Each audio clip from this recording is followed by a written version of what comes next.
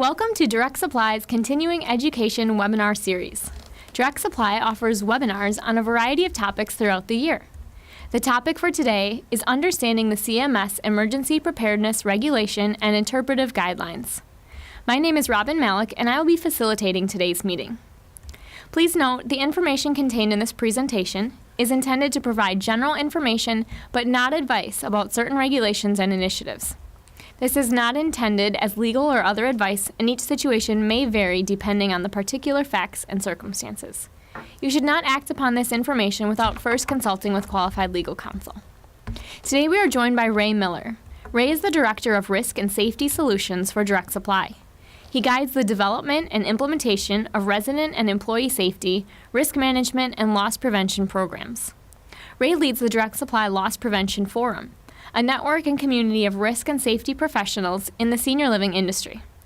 Ray also provides education, training, and insight for senior living providers at all levels of roles within the long-term care community.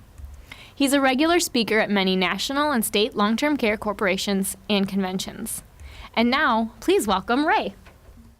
As Robin described to you, we're going to take a look at the new regulations, but also the interpretive guidelines. The fundamental approach to this will be what you see listed on that third line, all hazards approach. Because we got to take a look at more than just your facility. We need to look at the community, and we need to look beyond. We'll approach this by coming back to this agenda each time. We'll give a little background, and then you can see components, resources, collaboration and coalitions, evacuation, shelter in place, all hazards risk assessment, and quality of life. Let's start with the background.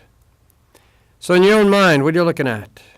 I like this picture. This picture was actually provided to me a couple of years ago by one of our customers who was here on campus, and this was a picture sent back to him from California. And when you look down here, it's helpful to realize that the person with the camera is actually standing very close to where their nursing home is located. And so my question to you, is that an emergency or is that a disaster? What would make that determinations? To the best of my knowledge, that's actually a tire recycling plant with a massive fire. And you can see the black smoke, and the heat thermals are just overwhelming for the environment right in that area. So what happens when the wind changes and that smoke now comes towards your nursing home? It's an emergency now. It'll be a disaster then. And that's much the same way that many of the things are that you have to deal with. So how are we going to deal with them? Preparation, practice, and luck? I'll take luck anytime it's in my favor, but we've got to focus on those first two. Let's take a look at some of those pieces. So who does this apply to? What are these requirements? And it's for those with Medicare, receiving Medicare and Medicaid. Now, you can see the detail on the bottom. The publication was the 16th of September, 2016. Effective date, November, a couple of months later in 2016. When you should have begun incorporating into your plan, November of 2016. But that was very hard because you didn't have the interpretive guidelines. We have those, we received those, and so now the implementation date is looming very, very near to us. And so when we think about this way you're going to be surveyed is you need to be survey ready and in full compliance. We are going to pull those interpretive guidelines in because they were published a couple of months ago, and it's 72 pages, which you have to do a lot of sorting because they are applicable to all of the 17 different care provider types that are covered by the standard itself. Now, you see that picture? Take a look at that. I promise you, this presentation can be extraordinarily boring, and you may even want to turn it off at times. It's based on hundreds of thousands of words in the standard and that 72-page set of interpretive guidelines. So let's just focus on this thing. Let's move it through. Realize, please, I'm not going to waste any of your time. So what's the purpose of the emergency preparedness? Well, the whole idea is that we have a national process for response. So in order to do it national, we had to take it back from what it's been for as long as any of us can remember, and your emergency requirements were really based on state requirements. Now they take a look. It's those receiving Medicare and Medicaid, and you've got to be able to show that you have a plan in place for the natural and the man-made types of disasters. Natural being your hurricanes, which we're also familiar with right now, and the tornadoes. The man-made might be that fire of a tire recycling plant or a chemical plant or a nuclear power plant or something in the railroad tracks that's down the road a couple of miles from you when they spill a chemical. To go beyond that, though, you also need to be coordinated with your federal, state, and for those of you in those kinds of areas, your tribal and then your regional and your local emergency preparedness systems. I think of AHJs in that regard, too, authorities having jurisdiction. Now, what they want you to be able to do, though, is when you're building this plan, and I think if you take a look at your plans now, you have a lot of these items already in place, but that you can continue to meet the needs of the residents, regardless of what the disaster is, regardless of whether you're going to have to shelter in place or that you're going to be able to, that you're going to have to evacuate. And it's all of these standards that we're talking about are kind of proven and tested already because they're based on the hospital conditions of participation for emergency preparedness, and they've been in place for a while in that respect. Okay, so we're going to talk about 3 pillars. All of them support the overall purpose of the increased safety for your residents during any kind of an emergency. And if it's the emergency, you know it's also the disaster. So what are we talking about? We're going to take a look at your systemic gaps. We want you to take a look at your plan. You've got good plans now. You've built lots of things into there. But when we think about that all-hazard risk assessment, that's when we're going to talk about identifying where the gaps are. What's out there, whether it's beyond the walls or within the walls in your community, based on the criteria that we're going to review, what's missing. So there'll be some gap analysis here. We want you to have tremendous consistency, both in your approaches, in your training, in your responses, in your collaboration, in your coordination with those around you. And that's so extraordinarily important. Now, the encouragement comes with one group that we're going to talk about, but it's mandatory for those authorities having jurisdiction. And you can see the ones that are covered, and you can also see that this does not cover assisted living, but we've kind of said that when we refer to Medicare and Medicaid qualified facilities. So there was a quick list of the 17. There's no sense in looking at it. Know that if you're on this call, it covers you. So let's look at the components now. Essential areas of focus for you. And it is going to make total sense. You've already done this, okay? Safeguard the people. Make sure you have business continuity. Now, keep in mind, business continuity is talking about giving that care, but also protecting the records, also taking care of your staff, all right? And then taking care of the facility, too. Lots of pictures out there of absolute destruction in all different kinds of buildings. To the degree possible, you're going to need to make sure that you've hardened your facility based on your all-hazards risk assessment, because knowing that all-hazard risk assessment is also going to help you identify what kinds of exposures you do have. Now, there's 4 intended results. If you adopt this approach, you're going to be able to anticipate, keeping in mind, you see a little parenthetical there? The anticipate includes the planning side of it.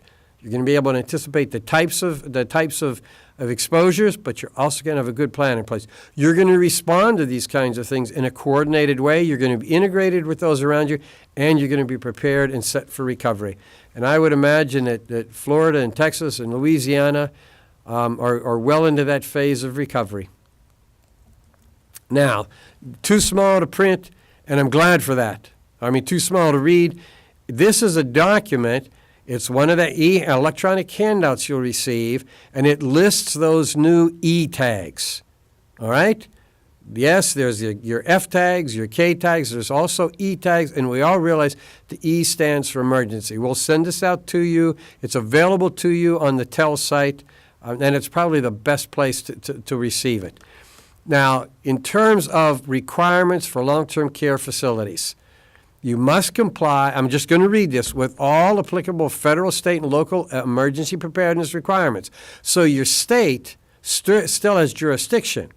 Your fire marshal is still an authority having jurisdiction. And they may trump everybody in a given situation, but now there's a federal standard. The facility must establish and maintain, and that means a comprehensive program, establish and maintain your program, and it meets all of the requirements in the section that we're going to talk about.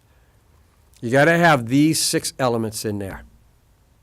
Okay, your emergency plan, policies and procedures, and you'll see often I'll refer to it as P&P. Your communications plan, you have communications now, but they're going to beef this up. There's a multitude of requirements. We're going to spend time. I think there's actually 9 different E-tags that are included in your communications plan, your training and your testing, and they've expanded the testing requirements. You'll have your emergency standby power discussion that we're going to go through, but also the integration with other healthcare systems. And those are the E-tags that spell out these pieces. Knowing the same communications besides the 29, there's also a variety of others, but we'll look at those whenever we get there. So let's start. So you see those red numerals, 1 through 6. You see at the top left-hand corner of that first slide. Again, it's that red numeral. You'll see those go. You'll see us work right through those same numbers till we get down to the end of those 6, and then we'll continue on from there. So you see the E-tags that are involved in the plan itself in determining what needs to be in there. So I hope everybody's begun to realize that hazard vulnerability analysis, HVA, lots of other terms you can use for it, that's a good standard term. You have to have the strategies in place, in writing, show that there's training on it, that you're driven to with that hazard vulnerability analysis. You got to show you've covered the plan for 24/7 coverage for your residents, but then you also have collaboration built into your plan with all the authorities having your AHJs. We'll just say that from now on. We all know what that stands for. So what does this comprehensive integrated emergency plan approach mean?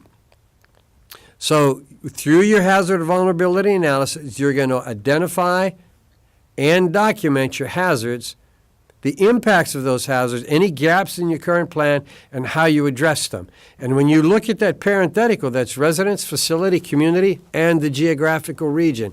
What was interesting to me is I don't know how many people in that first image I shared with you actually knew that plant was there, actually realized that it was a potential hazard. It's just like a couple of years ago. We had that nursing home 20 miles from that chemical plant in Texas. When they evacuated, there wasn't a single resident death. They were prepared for this. Their team responded for this. But that's the geographical region that we want to talk about. And if you have nuclear power plants, you're not going to have to write the original policy for that. That's very much available to you, but you have to reach out further for some of those kinds of things. But number 2 is that you're showing in your plan how you're expanding on your capabilities and your capacities. Because think of this as a capacity. If you have to take in patients from the local hospital because they have to find a place for care, that's one of those capacities, and that's where you're going to want to collaborate with your local healthcare providers. But then you address your gaps for both emergencies and disasters. And I just point out, for me, the difference between an emergency and a disaster is oftentimes because you're going to have a staff member that looks at something, realizes there's something wrong, and they take a step, they take an action. It keeps it as an emergency. Maybe it's an elopement. Maybe it's a small fire.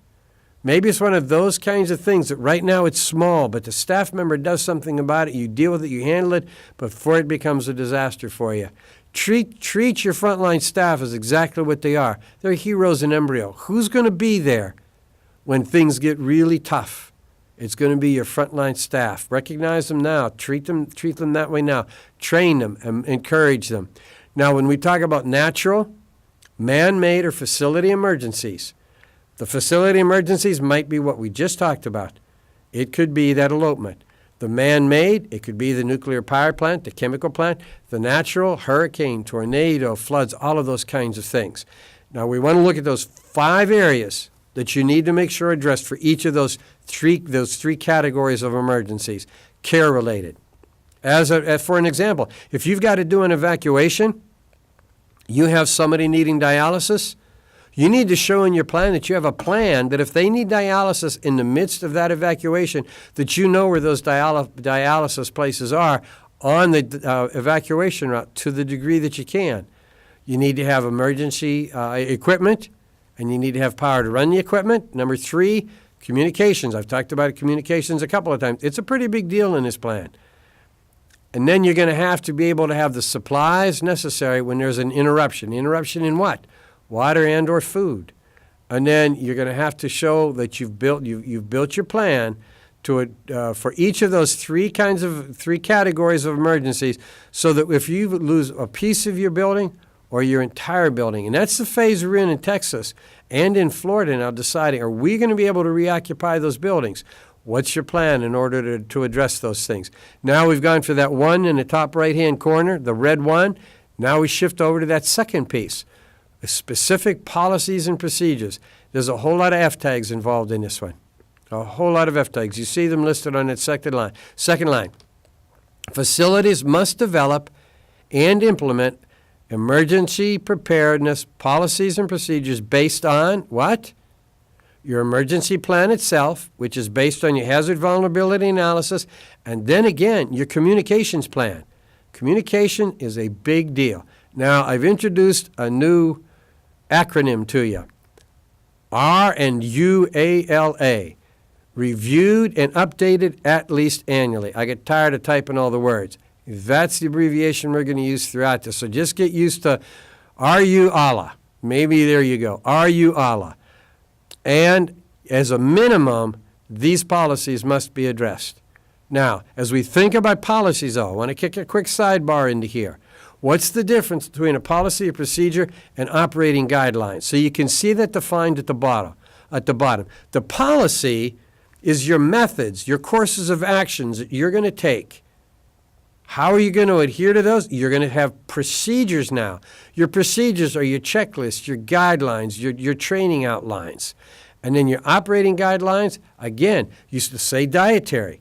When they're going, if you're going to do an evacuation, they're going to need to know what they're going to take.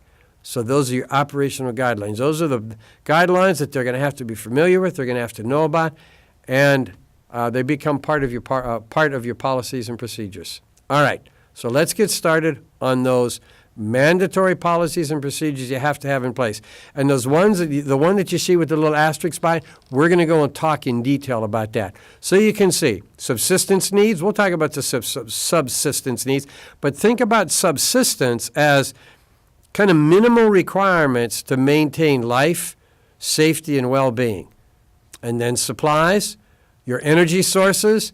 What are you going to do with your biomedical waste? What are you going to do with your sewage, your waste disposal? Those kinds of pieces. That's number 4. Number 5, resident and staff tracking. We've known for a long time we had to track the residents. Well, OSHA also requires us to track the staff once we've done an evacuation and during the evacuation.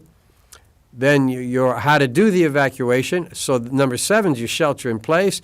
You can see the asterisks. We're going to go and we're going to talk about that. Your medical documentation system.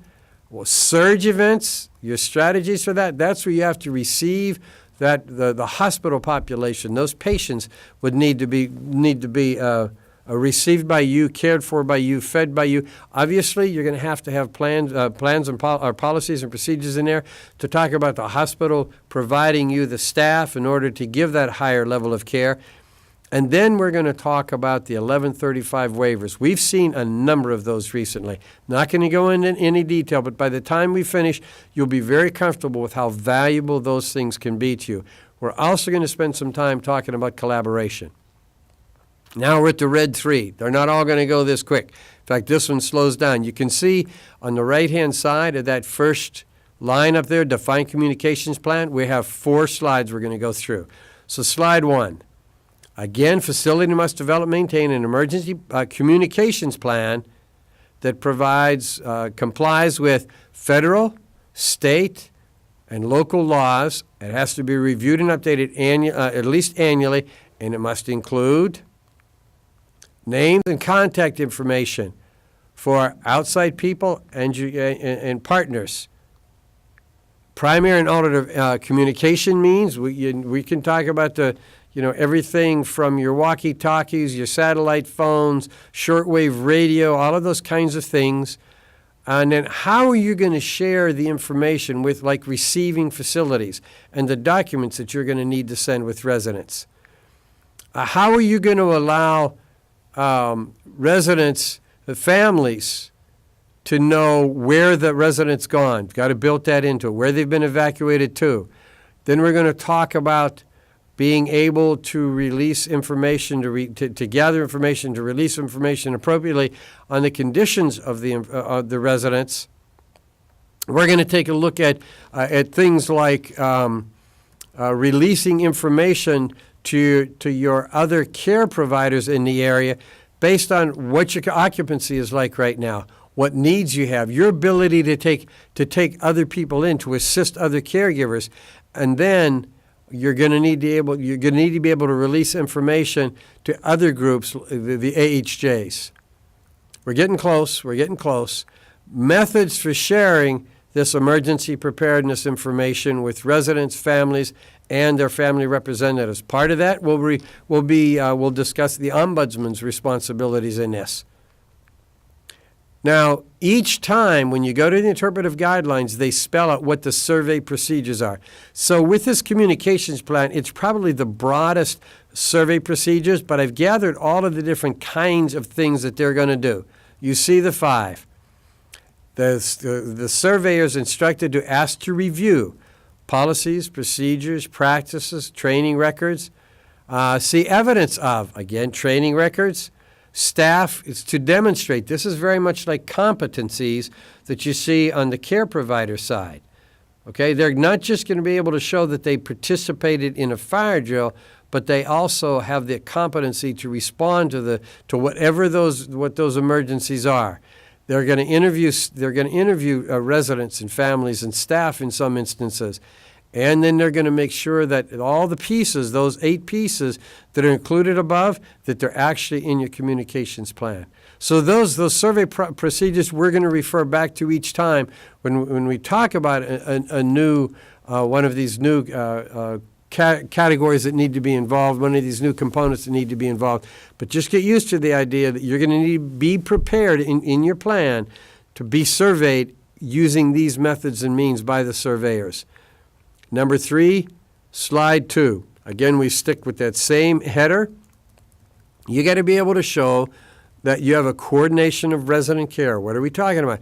If you have to evacuate, if you have to transport your residents, you're going to need to be able to show that you've collaborated with your care providers, with your health departments, with your emergency management agencies, and with the other systems that are in the healthcare systems. In order to do that, you're going to have to develop the method to share that information. The medical information, the time frames for care.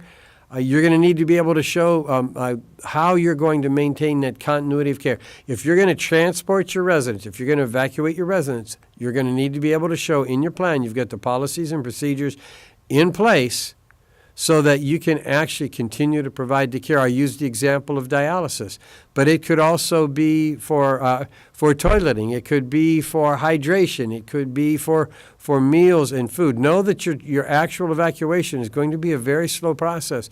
You're going to need, if you can drive it in 3 hours on a good day, know that it could be 9 or 12 or 10 hours on the kinds of days you're going to be evacuating, because it's not just going to be you to evacuate, which is a pretty strong proponent for evacuating sooner rather than later.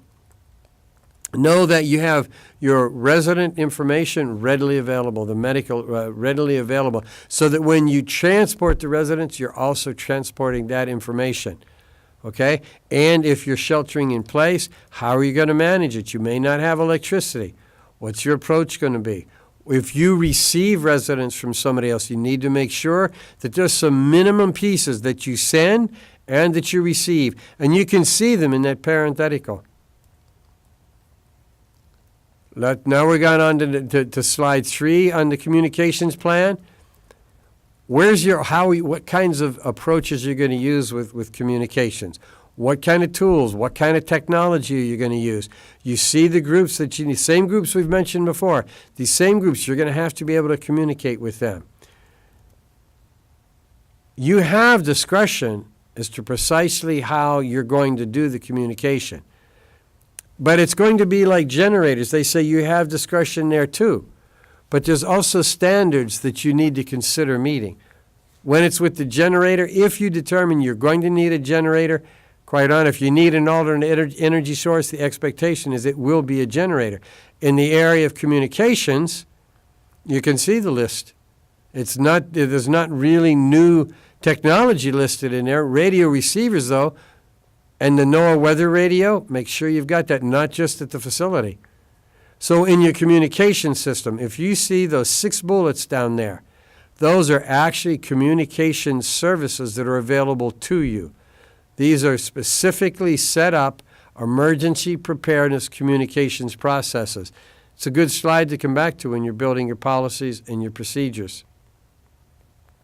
The last slide for communications. I like this quote, but I'm unsure to what degree they mean you actually have flexibility. We're allowing facilities flexibility in how they formulate and operationalize the requirements of the communication plan. Facilities using electronic data, and this is note number 2, electronic data storage, you need to be able to show that you actually have backups and you have hard copies, okay? And again, you're going to review and update at least annually. Training, four slides with this one.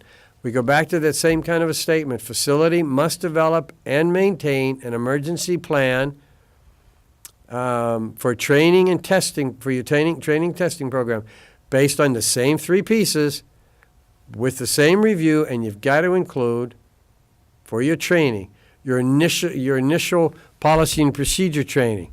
To who? New staff, to existing staff, and anybody you're contracting with. Volunteers. And this training needs to be roles-based, not necessarily in what they would do on a normal day, but what will they be doing on the difficult days. Okay? And you've got to have the training done at least annually. It's got to be documented. And it's got to be more than just showing that training was accomplished. It needs to show that the staff have developed the knowledge and expertise. Testing, you got to do all of the following. All of the following. Now, this Roman numeral I, one of the 3 is required of everybody. There's actually going to be a second requirement, but let's focus on this one. So you can participate in a community-based full-scale exercise, different than your drills. Keep in mind that a drill is a practice of an element in your plan. The full-scale exercise is it's testing your plan. So you can have the community-based, or if you live in a more remote area. I talked with someone back in a different state. I presented this information to a couple of weeks ago. They were 21 miles from the local hospital. So that full-scale community-based participation in the exercise is probably going to be difficult, so then you would do your facility-based. Honestly, if you can reach out and do community-based, it saves you a lot of time, provides you with a lot of earnings, so you can do the community, you can do the facility, or if you have an actual natural or a man-made emergency, that fulfills the requirement for either one, for that requirement, okay? You must do all of the following. Again, on the all of the following, you have to have one additional exercise, all right? And it can be a second full-scale exercise or a tabletop exercise. You can see the asterisks there. We're going to spend a little bit of time talking about tabletops. They're not a lot different from how you approach problems now, where you get together as a team, you discuss it, you come up with the interventions, you implement your interventions. A little more documentation and a little more definition, okay? And you can see the parenthetical. You're going to have a discussion. You're going to use a facilitator. You're going to have narrated, clinically based example that you're going to use, a set of facts. And then as once you think you're done with your planning, then you're going to have some problem statements. They're also referred to as interjections, directed messages. There may even be a challenging question. You have this planned out. and somebody else, the facilitator comes up with a question, it throws you for a loop. That team has to get used to making those kinds of decisions, because in a real event, that's where you're going to get to practice, because real events don't happen the way we plan them or the way we practice them. You can practice fire drills for years, and that fire will not happen the way you ever practiced it. The other thing you need to show on your testing is that you actually analyze the outcomes from whether it was a drill and in a real event or an exercise. Okay, an after-action report is something you should get used to using. Okay, it's not a required document, but it is an extraordinarily effective way to document who participated, what the event entailed, how long it took, those kinds of things that are going to be so very important to actually analyzing the outcomes. All right, still training and testing, but it is slide 4 of 4. This is actually an email from a man by the name of Dave Widener, and he's probably one of the premier trainers in the nation when it comes to tabletop exercises. All right, and this was an email that he sent out to a couple of us. And he really started talking about participants versus the participant facility or being involved in the planning of that event. Because if you're going to take credit for having participated, you needed to be there for the beginning, the planning as well. So this is a little bit of a parenthetical, but it's still my number one. Consider using an after-action retrospective analysis report. And you say, but Ray, you just talked about that on the prior slide. I will repeat the most important pieces. Using that after-action report is the best way to make sure you're doing the analysis.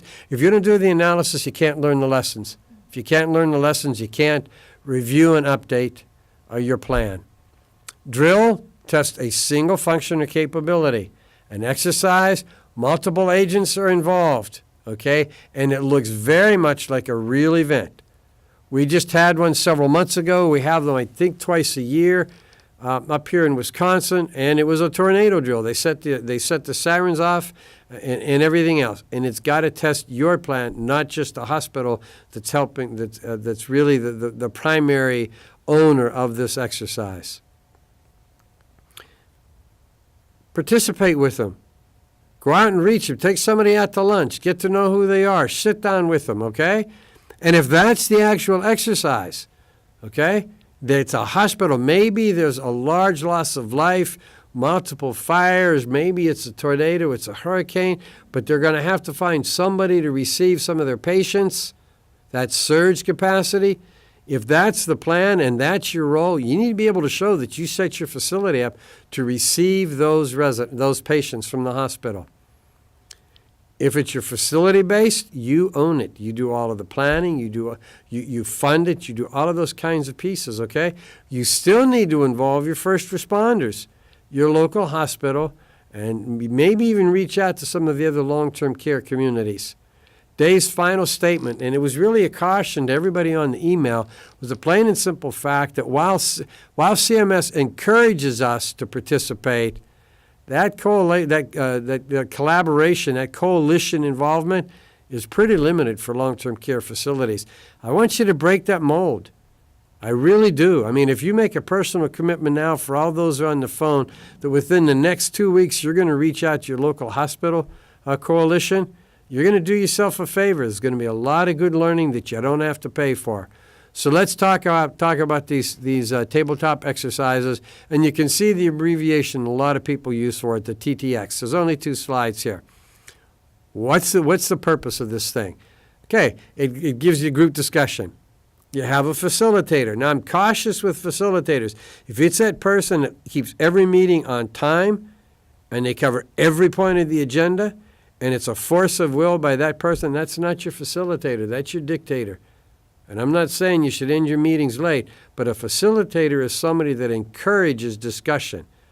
All right? You want to have identified a clinically relevant emergency scenario. What kind of a thing we're talking about? Actually, in evacuation of residents. That's a good emergency consideration for a tabletop. How are you going to do it? You're going to want to look at you're going to want to take a look at all the parts and pieces that are going to result in a safe evacuation. Keep in mind, though, and maybe this is just my own idea, but you can't ever plan for a single evacuation. Because if you're going to take your residents away from your facility, you're going to take your residents back to somewhere, even if it's not your facility. Perhaps your facilities, you're not going to be able to reoccupy. They're still going to have to go somewhere else, so think about that too. You're going to want to have problem statements, directed message. Those are the inserts. Those are the questions, okay? So that once everybody thinks, oh, man, we got this licked. Somebody slides that question in there. That directed message changes the facts. So how do we do this? You're going to actually simulate an event. Just sitting around the table talking through it, though, okay? You're going to want to try to make this difficult for them, too, so that they start feeling some pressure to make these decisions. Now, who should be on that team? All right? Who should actually participate in that thing? Decision makers. But keep in mind, CNAs in an emergency are decision makers, too. Therapists are decision makers, too. It's not just the higher level management team. So you're going to want to sit around. You're going to want to talk about these. If you've got a senior CNA that's sitting in that works at your facility, been there for decades, has such great institutional knowledge, that is a good person to participate. And you're going to want to talk, brainstorm, think, question each other. Don't take offense because somebody's saying, I'm not sure that's the way it really works. That's a plus that you're looking at it that way. We already talked about the participants' disadvantages. It can seem a little superficial, particularly if if the facilitator lets it go down that path very far. And you know what? It's really tough to create this artificial environment where I feel pressure that I've got to make decisions. But it's still a good practice. Advantages to it? It's a good reality check for everybody. This will be the first time for some of them to work through their plan to this level, to this degree. It lets you review your policies and procedures, knowing that some of your policies and procedures, based on a fresh all hazards vulnerability analysis, you're going to have some new policies and procedures. They need to be tested, okay? And it's a way of having a minimum amount of time, a minimum amount of expense, and that's tremendously important. No, too, you can learn this by participating with your healthcare, your integrated healthcare collaborative organization that's out there. Good team building. Team building's great. If you take a look at why there's failure in emergency situations, many of them are a lack of cooperation, a lack of communication. You can test some of that stuff here, okay? Second, let's talk about what it can look like, okay? Preparation time, we're hoping that we can pull this down to a lot shorter period of time. 8 hours is a routinely used number for the preparation, but what if we could do sort of a speed dating version of this thing?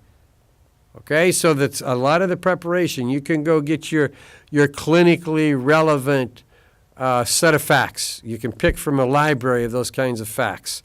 You can help set up your exercise by having this library of information and also your follow-up. Save some time in there. So you create it, you think about it, you plan it, you structure it. Now you can have your facilitator. You're going to build them into that. They're part of this planning if it's built the proper way. Now you actually go into the plan itself. So now you're into that number 2. See that exercise? The 2 to 3 hours? And you're going to delegate to the people sitting in there. The facilitator's not in charge of it. They're not in charge of the actual discussion itself. They facilitate the discussion. If somebody's not talking, somebody's not participating, that facilitator's role is to reach out to them. Everybody needs to participate. They actually need to be discussing it. And then, what did you learn from it? And after action for your tabletop is a good approach too. It's a very good exercise on learning how to do your actual after action reports. Again, participate with your coalitions.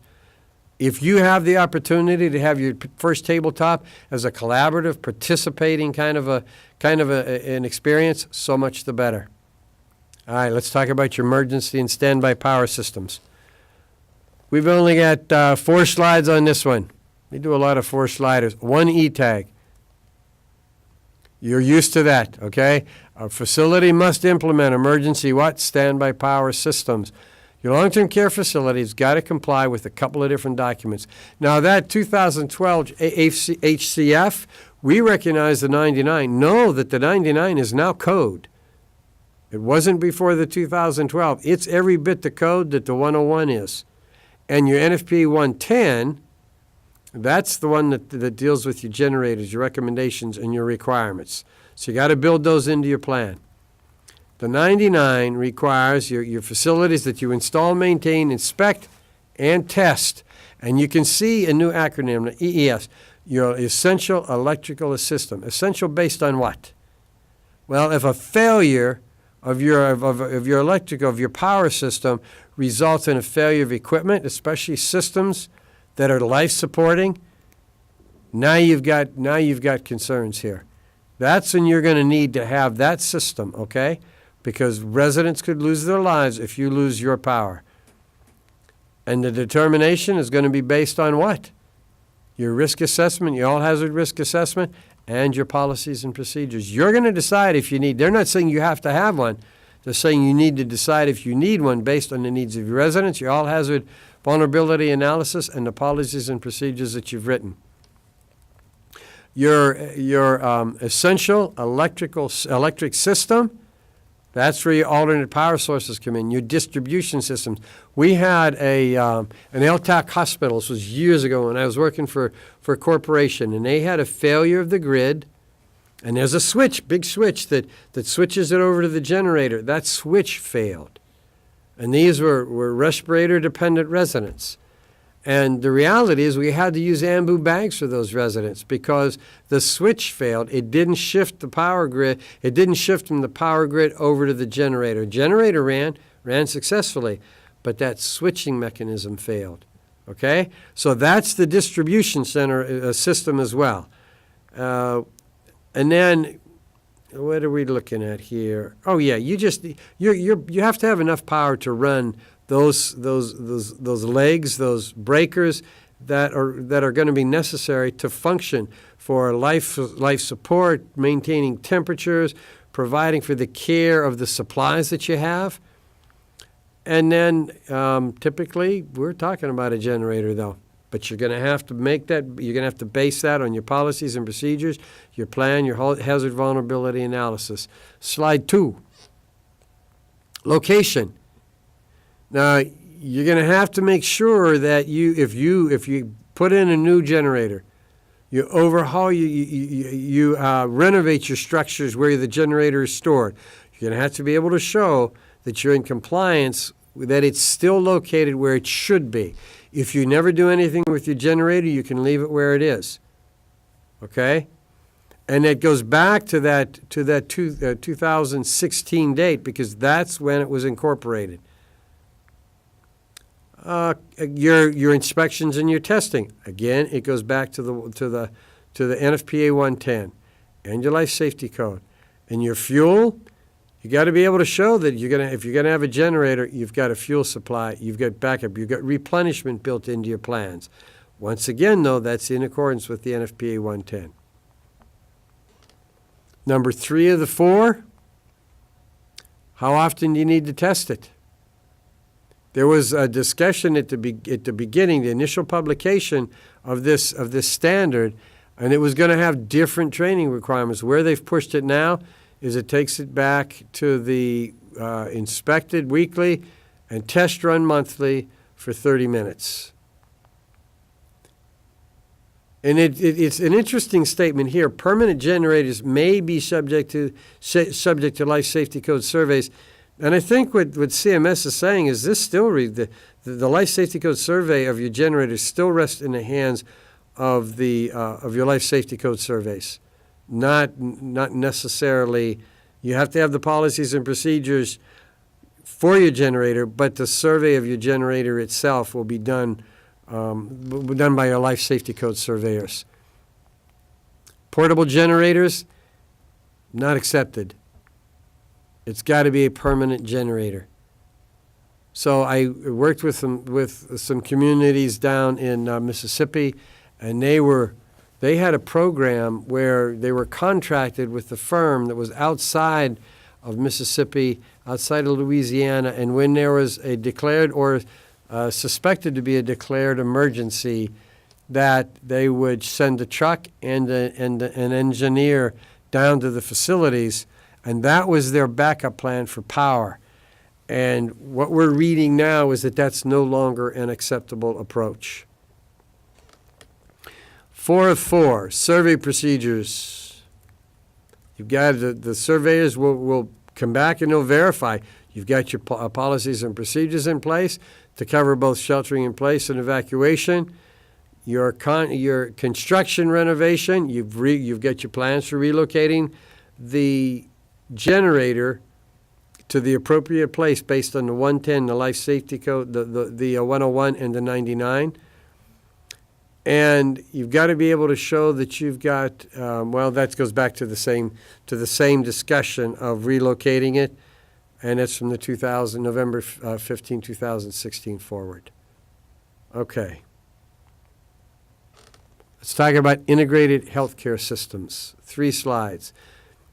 Keep in mind that when we talked about this earlier, we talked about your authorities having jurisdiction, your HJs, but also your community, your healthcare community that's out there that participates together. Okay? And so when we think about what does it mean for us to participate in that integrated healthcare system, you have a choice to do that. It's a wise choice to make. Those facilities who live far away in a remote area, they can't really choose to participate.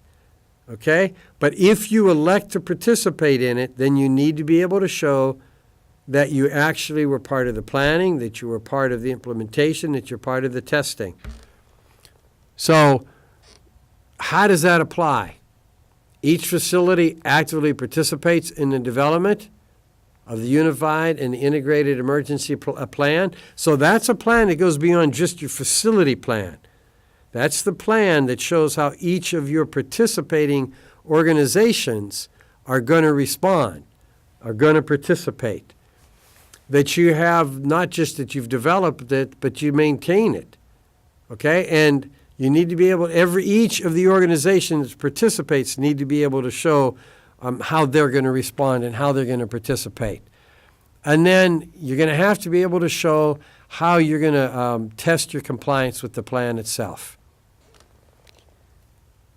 Number 4 on that is to include these requirements, okay, that these things need to be tested, these need to be shown to be effective, that you can meet the requirements of the plan, that it's based on and includes documentation of your community-based all hazards vulnerability plan and your own vulnerability plan. You don't have to do a new community-based hazard vulnerability plan, because you can, by participating, you can become part of that plan that they've already done. You'll still have your own vulnerability plan. You need to be able to show that that you have your communications plan, coordination with the requirements in there, and that you're doing your testing and your training. Let's go look at a few of the resources and a couple of the basics. Here's a whole list of websites that you need to look at. If you slide down to the very first one, that's a list by state and by county of the healthcare coalitions that are out there. So you could go into your state and into your county, and you can see where your coalitions are, which is a good tool for you because it's going to be hard to identify them otherwise. So there's your document. Last time was updated with July 14th, so it's pretty current. Transfer agreements. The 17 providers that are actually included under this. And then the next ones, you see the FAQs. 1, 2, 3, 4. And then there's actually a separate breakout document for the definitions that resulted from your FAQs, your 4th round of FAQs. There's a PowerPoint out there for training. You see your interpretive guidelines and also the survey tool, and then your tags. Also, Asper Tracy. Some of you are fully aware of Asper Tracy, and that's a good resource for all kinds of documents for emergency and disaster preparedness. So make sure that you're taking a look at these links. This is another one of those resources that's available to you. This is a document. We've taken all of the requirements. It's out there on the TELS platform. And you can see in that third column, those little numbers, that's actually the F tags. And we've downloaded into this document. It lets you do your own assessment of your compliance with those individual requirements so that you can actually identify your gaps in your policies and your procedures. Here's another recommended tool, and what's interesting to me on this one is the fact that this is kind of new. This is an outline of what the ombudsman should be doing for you. Pretty important to know. They've got requirements to train facility residents and families, to hold meetings with your resident councils, to provide handout material to your families so that they know what their requirement, what they can expect. Same with your residents. It's about a 6-page document. It's worth going out to. You actually see the link at the bottom of this. Collaboration and coalitions.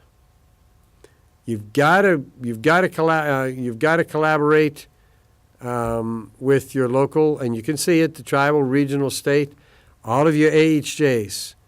Your choice is whether or not you participate with your local coalitions. Please participate with them. Learn from them. You can see the kinds of folks they want you to think about. It's your ambulance drivers. It's your fire marshals. It's your fire departments, your sheriffs. It's all of those groups of people, your hospitals. Okay? Make sure that you're pulling them in. And that's just a repeat of what's on that prior slide where you can go to find out where your coalitions are. Now, there's a reality check we need to do here. Your coalitions, some of them are really just getting started.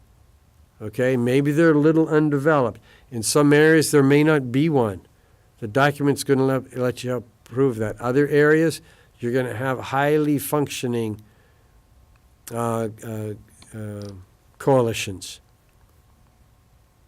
Kind of documentation you need to keep under this requirement, because this is one of those requirements. You've got to show that you're participating with these groups. You've got to show all of your efforts, have documentation of your efforts to actually contact the officials.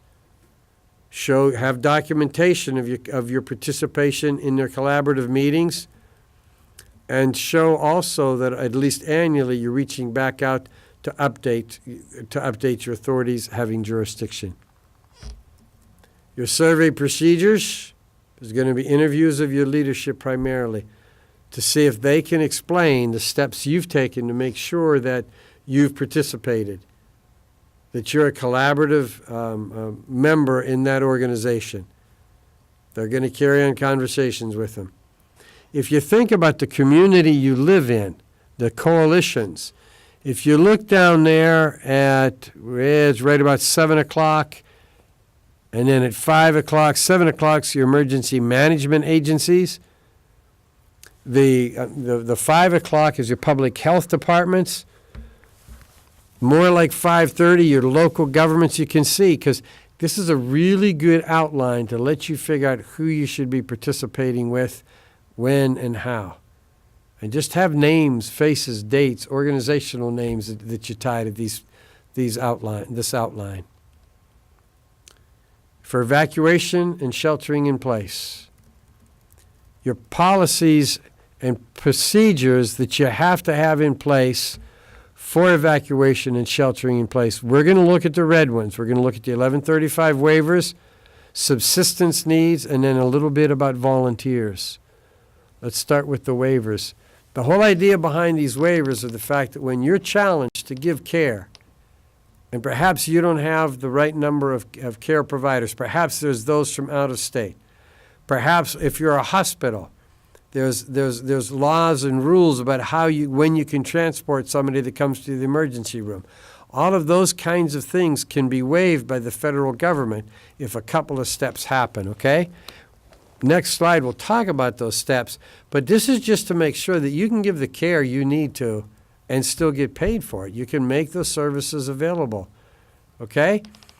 because the reality is you've got to be able to, if you give care in good faith, we want to make sure that you don't have to fear that you're going to be sanctioned for it. And so what happens are these 3 steps. The first step, and we've seen a lot of this in the last couple of weeks. Louisiana was first, then Texas, now Florida. The president declares a major disaster or an emergency.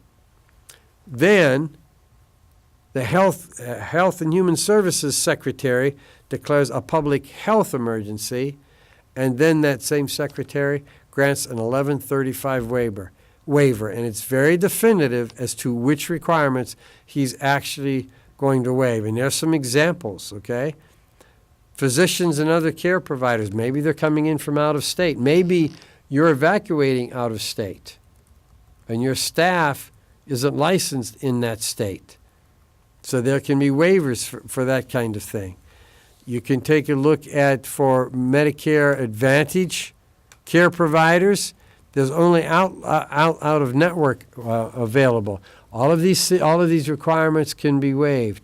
That EMTALA, that's an the emergency room waiver, that they can transport somebody before they're stabilized if they're in an emergency situation, and then various aspects of HIPAA can, and all of these are temporary, but that HIPAA can actually be waived.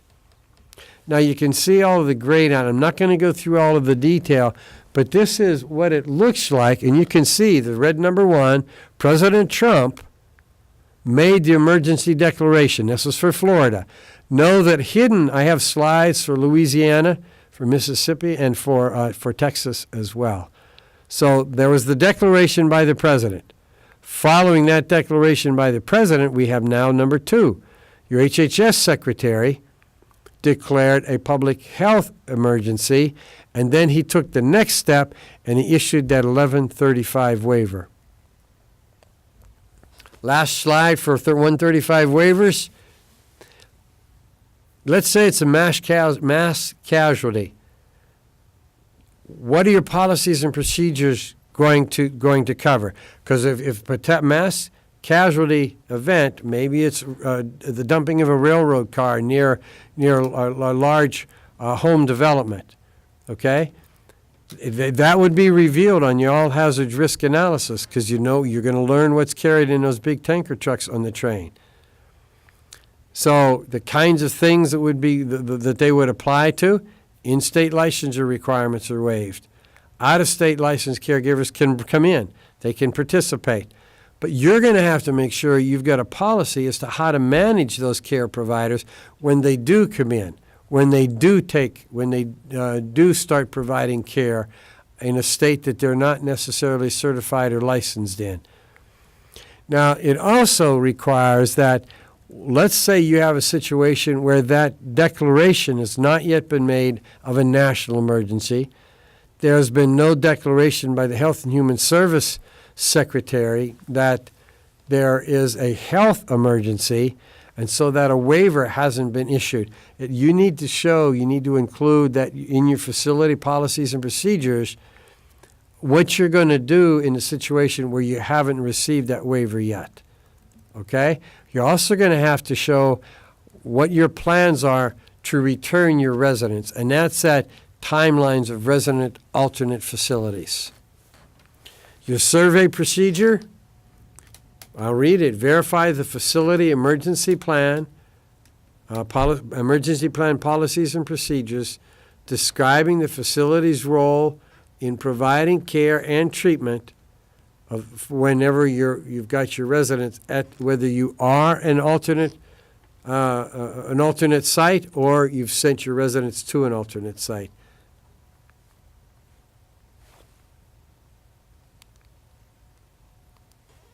Subsistence training. This is one of those policies you have to have in place for your evacuation or your shelter in place. You can see the definition down there.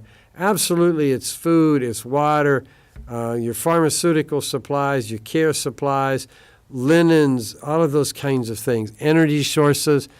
That's subsistence, especially when you have residents that are challenged. You need to be able to show that there's food that you're going to that you've stored, you're going to be able to store safely, so it's still going to be useful.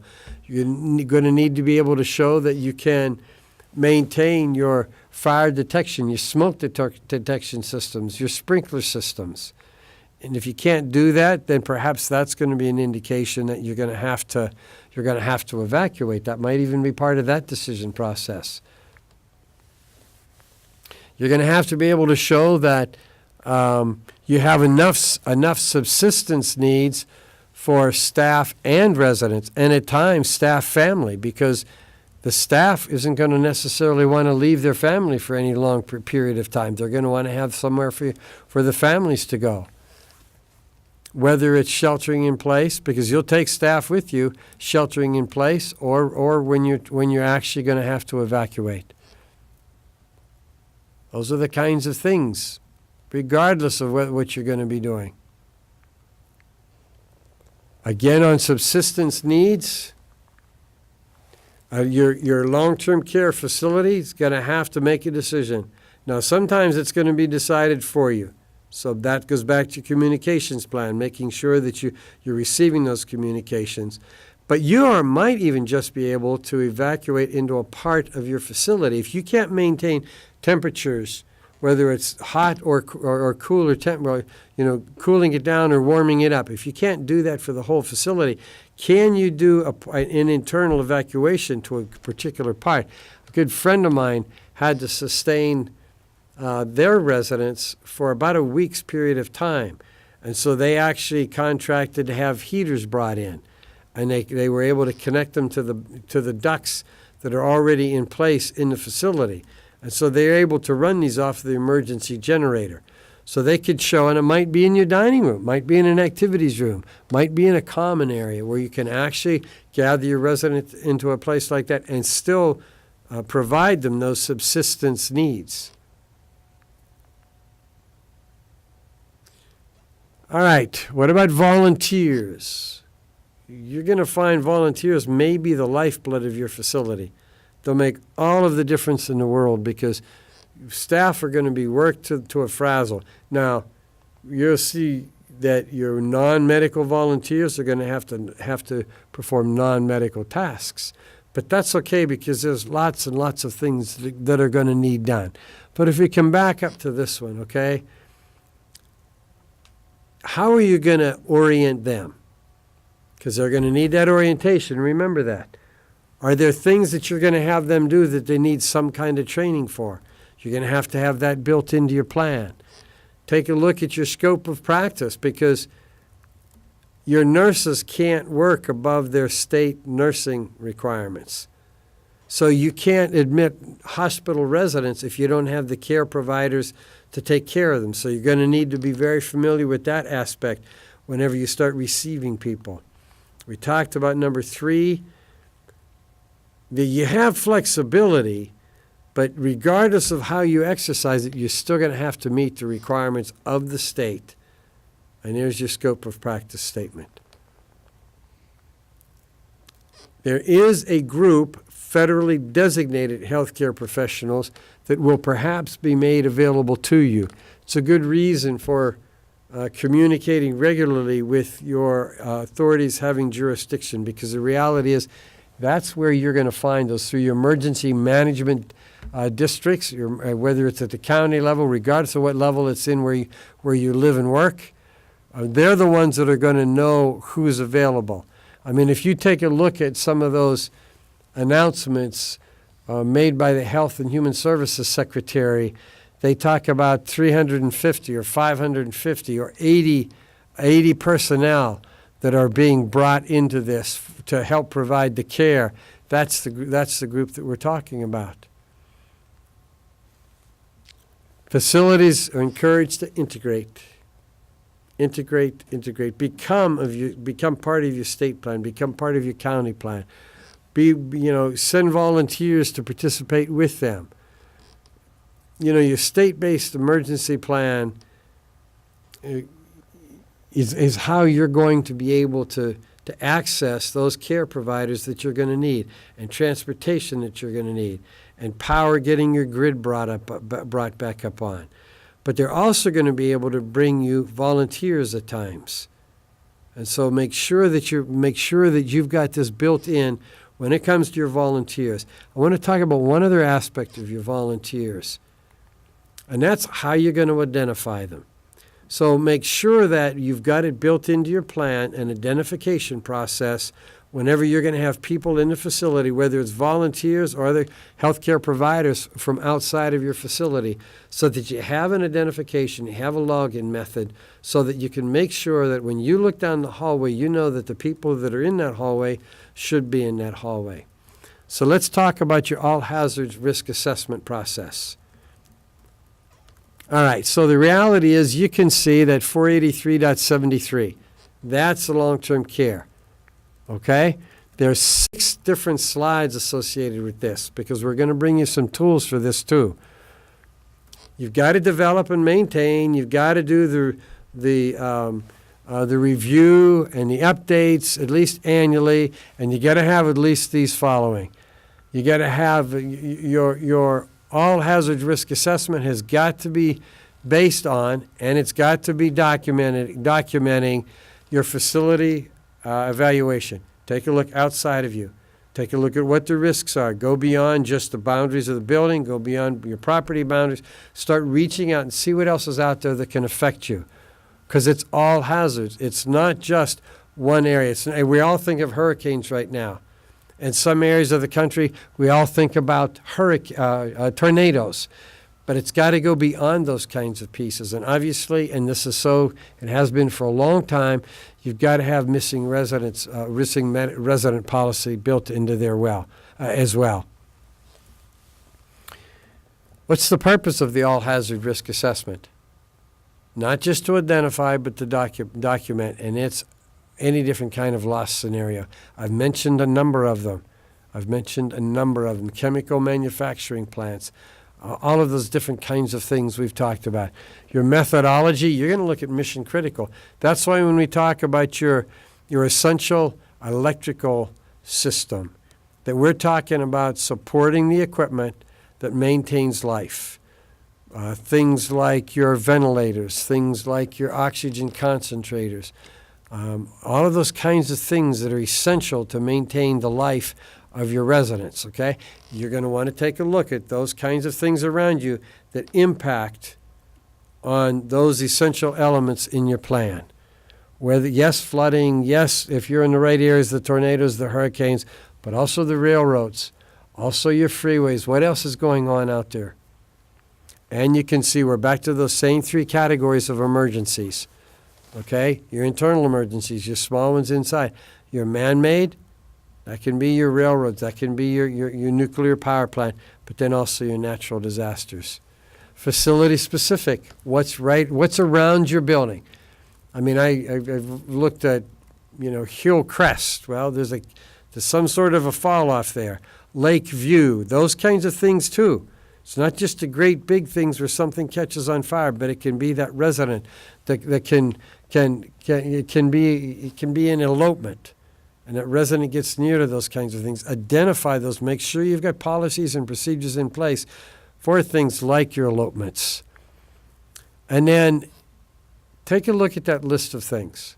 Care-related, equipment and power failures, communication interruption, partial or full facility loss, and supply interruptions. You've got to make sure that on the replenishment side, whether it's fuel for your generator or it's food for your residents, their families that may come in, for your staff and for the staff family that may come in, it's got to wrap its arms around those kinds of parts and pieces. Broad spectrum, you don't need a separate evacuation plan for a flood and an evacuation plan for a tornado or you have one evacuation plan that then attaches to your how you're going to respond to your flood. This is a tool that will allow you to go through and do that hazard vulnerability analysis. Now you're going to see an approach, so universal threats, the things we commonly expect are listed there, but there's also a second page where you can go in and you can put unique features, whether it would be that lake that's close to you, that tire recycling plant. Maybe it's a metals fabrication plant, so that you can identify those hazards as well. You're going to want to use this to define how prepared you are. Is it part of your plan?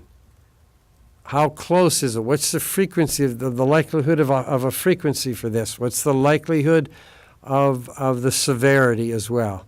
What's the extent? So those are the impacts. And that's what that top 4 columns look like, okay? So on your probability, once in 100 years, it never floods here. Or, that railroad car, the railroad spur, that's 5 miles away. Well, then what you need to know is how often are those chemicals, or what's the history been of this kind of an event before? So what's the probability of an occurrence? And you can see none. That would get a 0. Low, medium, and high, 1, 2, 3. Now, what's the kind of risk that's involved? Would this risk threaten life? Threaten safety? The life would be the 5. The safety would be the 4. High disruption. There wouldn't be necessarily a loss of life, but you could end up with your business continuity being very challenged. So it would be hard to maintain the delivery of the care if this happens, or just a moderate. So that goes from 0 up through 5. So now what you're going to do is you're going to model. If you've got a high probability and a high life threat, you've already got a big number. And then now that third column is how prepared are you? You could see if you've got a good preparation. So if you say the high for the probability, that's 3 times 5 is 15. Now, if you've got a good plan in place already, that would be times 1. So your score in your totals column, it would be 15. But let's say you've got a poor plan in place. You didn't know about that chemical plant. So now you're 3 for the high probability, you're 5 for the high risk, which is now 15, is going to be times 3.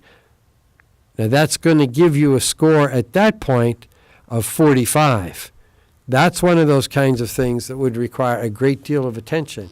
You need to make sure that that's built into your plan clearly. So this is going to allow you to go through and score yourself. There's other tools out there. We're not saying this is the best. We're not saying this is the only. This is a pretty doggone good tool.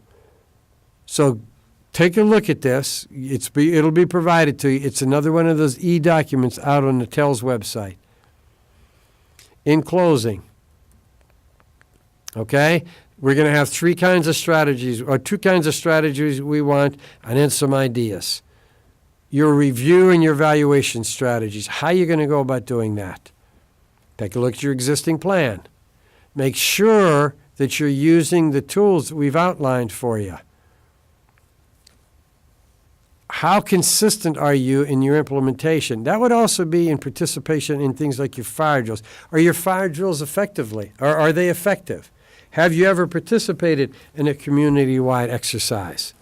Okay, so start evaluating those kinds of things. You're going to want to designate an emergency preparedness committee. Might be part of your QA committee, might be part of your safety committee. It might be a combination of those people and pull some other folks in too. But you want to have a group of folks that's responsible in large measure at all times for the implementation, the development of the implementation, and then what else? We're going to review and modify at least annually. You're going to want to make sure that you use QAPI, QAPI, Quality Assurance Performance Improvement.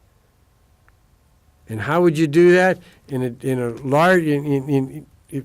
a longer presentation, we'd actually go in and we'd go through a QAPI exercise. But that's a great place because that's a good way. Because one of the things of this part of QAPI is having a performance improvement project. And that's a good way for you to approach making these changes, implementing, doing the all hazard risk assessment. You use your performance improvement project under the QAPI committee.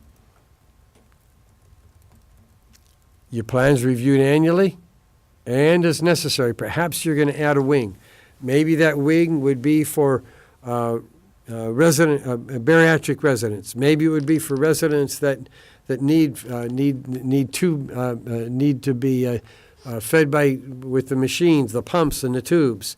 Maybe it would be maybe you're going to add a wing that's going to do respirator-dependent residents. Okay, you're going to need to make sure that that would be as necessary on those kinds of additions. On your annual, even if you make no changes, you want to make sure that it gets reviewed and updated. Your training curriculum, how are you going to approach that? Okay, because there's specific requirements that are in there. Your plan implementation. In the areas that you've got to make changes to your plan, you're going to need to show an implementation plan. Okay, so if that's the review and evaluation, here's some strategies wrapped around your training. You're going to define your training and your policies and your procedures.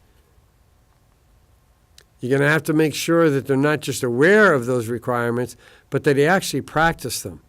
And keep in mind, we've mentioned this before, you're actually going to talk about the emergency preparedness roles, not just the roles they do during the regular day, because that's probably not what they're going to do during an emergency. There's going to be a set of responsibilities as well. You're going to want to make sure that you talk to the staff. That's that after action report as well. That's a good document to record staff input. I was just sitting with a group yesterday. I was over in North Dakota, and we were talking, and their discussion was the fact that they became aware of how frustrated the staff was with the way the fire drills were being run, that they weren't learning a whole lot from that. And so you're going to want to make sure that you're talking to those people who have so many responsibilities when an event is happening, but also in order to practice them. And so you're going to want to make sure that you're talking to the staff and include their input on your after actions report. A couple of tips, okay? Please participate with them. Your quality improvement organizations, your local hospitals, your state associations. Your state associations, the different organizations, have great materials. You don't have to start from scratch to create these things. Whoever you belong to, reach out to them, see what they've got, talk to them, let them know what your needs are. You know, the other reason for collaboration, quite honestly, is the fact that it really helps sometimes to talk through things. This is a good group to talk about these kinds of issues. And then you're going to learn a lot more about where else can you coordinate. How else perhaps you need a place to send some residents. Well, you're going to have a group of people there that have those kinds of resources, and you've established a friendship with them. So those are the three areas for strategies. Your review and evaluation strategies, your education strategies, and then just a couple of quick tips. Okay, that's what we've looked at so far. We're coming down to the end of this thing. We've talked down through each of those areas. We looked at your e-tags. We looked at the three tools that you'll find out on the TELS platform. We can actually provide those to you, okay? We looked at the 6 components. We looked at your resources and your basics. Some of your resources, keep in mind your ombudsman checklist. Go out there and pull that thing up and read from it. We also are providing that document so that you can assess your compliance with these requirements. There's also your list of your e-tags. There's also your document that enables you to actually do your all hazards risk assessment. We talked about collaboration and coalitions. Participate with your authorities having jurisdiction. And then my recommendation to you is that be integrated in your participation with your healthcare associations that are out there. I'm sorry, your hospitals, your ambulance drivers, all of those groups that are there for you to work with as well. Other nursing homes, participate with them. Make sure we looked at evacuation and shelter-in-place requirements, but then the all-hazards risk assessment. All right, that's what we talked about. Thank you, Ray, for sharing your expertise and knowledge on this very complex subject. Now that we have a better understanding of emergency preparedness requirements, we'd like to transition to how TELS can help with the development and implementation of your plan. I'd like to introduce one of our TELS trainers to review the tools the platform has to offer to get your team started in the process. Please welcome Dave Race. Thank you very much, Robin, and thank you, Ray, for giving us all of your expertise. That is a lot of information to digest in a short amount of time, and TELS takes that information and puts it into a format where you can actually take action on it. I'm going to show you the tasks that we've created, our TELS best practice, related right to these emergency preparedness items, and where you can access this along with all of the tools that you're going to need to actually take action on all of those things that Ray was talking about, whether you're going to establish and maintain your program or whether you're reviewing and updating annually. All of that information is located in the TELS program. You can add these tasks into your TELS if you're one of the task self-service users. If you're not using task self-service yet, feel free. You can contact our support center. We can add these tasks right into your TELS program so that you can start thinking about this and start taking action right away. I'm going to point out 4 tasks that we've created specifically for this subject, so let's get started. The first task, which you'll see under my monthly section, is conduct and document the facility-based and community-based risk assessment using the all hazards approach. So that is the tool that Ray was talking about earlier. This is where you're going to access that tool, take action, document everything, and save it in the TELS program. So I'm going to click on my task. It will bring us to the information page for this particular item. I just want to point out a few things. First of all, you'll notice on the right-hand side, we list the related tags for each item. So even if you're looking at your generator tasks, even when you're looking at your load bank for your generator, all of those tags will be listed in TELS as well. So you can actually read the verbiage. This particular one is the E006 tag for emergency preparedness. And if you click on the little arrow here, it will even give you the verbiage right from that particular item. I'm going to scroll down a little bit. We'll take a look at our resources. These are the resources that we were looking at during Ray's presentation. We have the Emergency Preparedness E-Tag Overview. So this is going to give you information about all of those new tags. It's important that you read through that information. It's new. This is going to familiarize you with it, and you're actually going to be able to reference this anytime that you need to. So definitely you want to take a look at the E-Tag Overview. The next resource that we have linked here is the Emergency Preparedness Self-Assessment that Ray was going through earlier as well. You want to make sure that you go through and take the self-assessment, document everything, and I'll show you in one moment where you're going to save that in the TELS program. And then finally, the last tool is the Hazard and Vulnerability Assessment tool. So you can open up this document from the link right here in your task. You're going to fill out the assessment tool. You're going to get your numbers for those items that you need to take action on, make your plan around. Then you're going to save all of that information in the documents section right here in the TELS program. So what you'll do is you'll open up the tool, you'll do the assessment, or you'll use the vulnerability assessment tool, save it to your computer, and you can very simply drag and drop it right here into the TELS program so that when you need to go through and update that in the future, present that to your inspectors or go over it with the risk managers at your organization, that information is saved in TELS, easy to access anytime that you're going to need it. One other thing I want to point out before we go on to the next task is we do have a set of instructions here. These are comprehensive instructions on how you're going to approach these tasks. So make sure that you read through the instructions, use the tools that we've laid out, save them in TELS so that all of that information is documented in the program. Let's go back to the main tasks page and let's take a look at the second task, which is to develop an emergency preparedness program, and this is your overall program. The emergency preparedness program describes a facility's comprehensive approach to meeting the health, safety, and security needs of the facility, your residents, and your staff. So I'm going to click on this task. Again, we have our related E-Tag information up here in the upper right-hand corner. We list out the resources and we have the instructions. read through the instructions, use the assessment, and use the tool from earlier to actually come up with your program. Then all of the documentation, whether you're working with your local authorities, whether you're working with a coalition, everything that you have will be uploaded into the TELS program under the Documents section so that it'll be saved and you'll be able to access that in the future. And you'll be able to update it as needed, present it to your authorities, or review it with your risk assessment personnel at your organization.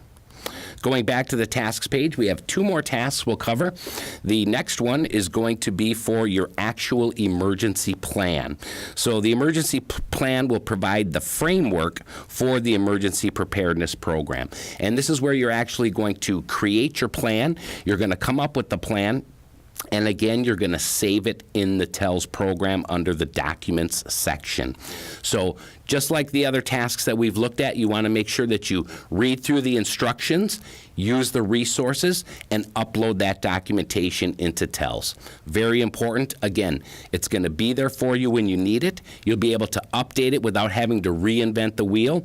And if you've ever have the need for it, you'll be able to access that information, whether you're going to show it to, again, to your inspector, your local authorities, or the risk management people at your organization. And then the final task is going to be the actual drill itself. The actual drill will come up several times per year. So whether you're doing a community-based drill, a facility-based drill, or using an actual emergency or disaster for your drill, or whether you're doing one of those tabletop exercises that you may substitute in for one of those, all of that information will be documented and saved in the TELS program.